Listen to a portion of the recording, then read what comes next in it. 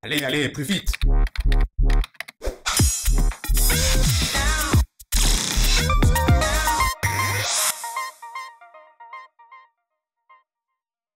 Quand une victime de harcèlement sexuel vient me voir et me dit « Maître, je viens vous voir, mais je n'ai pas de preuve. Je n'ai pas de preuve et c'est ma parole contre la sienne. » Je lui réponds qu'il faut absolument sortir de ce schéma. Ce n'est pas la parole de la personne qui se prétend victime contre la parole de la personne qu'elle accuse.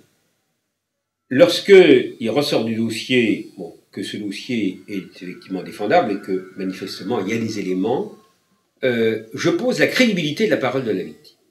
En disant déjà le fait qu'elle est poussée à la porte de mon cabinet et qu'elle est prête à affronter son agresseur et qu'elle est prête également à m'aider à constituer son dossier, comme je dis toujours, un dossier ça se gagne, ça se perd à deux, hein, le client et l'avocat, déjà je considère qu'il y a déjà des prémices de crédibilité. Alors, je viens poser la parole de la victime comme crédible et je viens dire qu'est-ce qui peut, en l'espèce, crédibiliser cette parole. Autrement dit, qu'est-ce qu'il y a comme preuve? En général, il n'y a pas de témoin. Donc les juridictions retiennent les indices concordants, les faisceaux de présomption.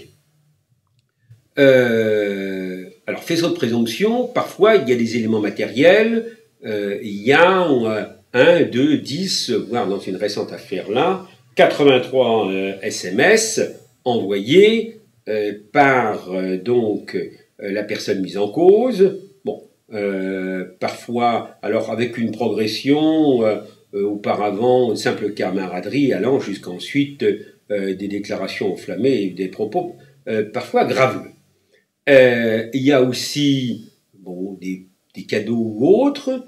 Il y a donc des SMS, il y a des mails dans l'entreprise, et puis moi ce que je demande à la victime, c'est qu'elle me mette par écrit le récit précis des faits. C'est très important, récit circonstancié des faits, c'est très important parce que déjà elle va commencer à prendre de la distance.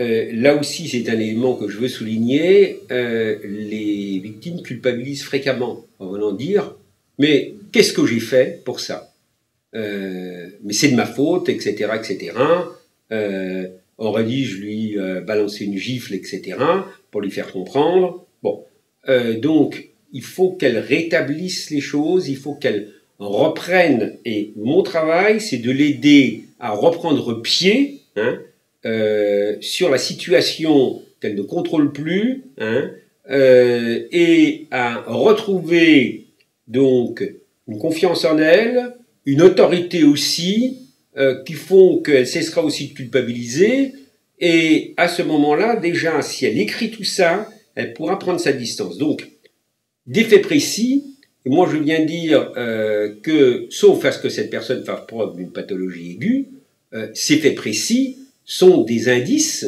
car il appartiendra à la personne mise en cause de dire telle date, bon, ce qui peut arriver, c'est faux, tel fait, c'est faux.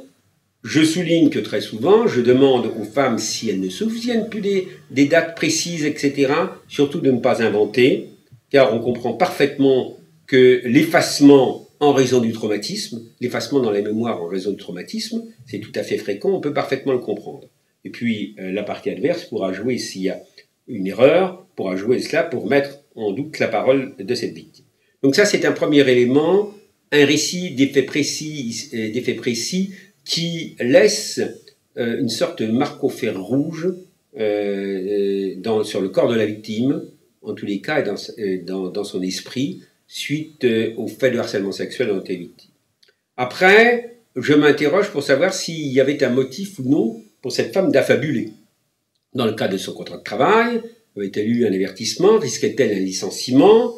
Y avait-il un conflit, etc.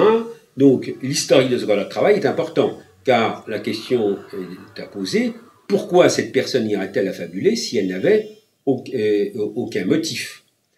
Je recherche aussi, alors, au niveau des déclarations et des réponses de la personne mise en cause, des éventuelles contradictions.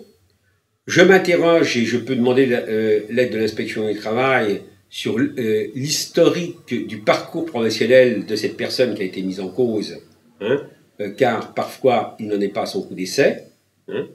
Je m'interroge également sur les raisons, car c'est un autre élément, la dégradation de l'état de santé de la victime.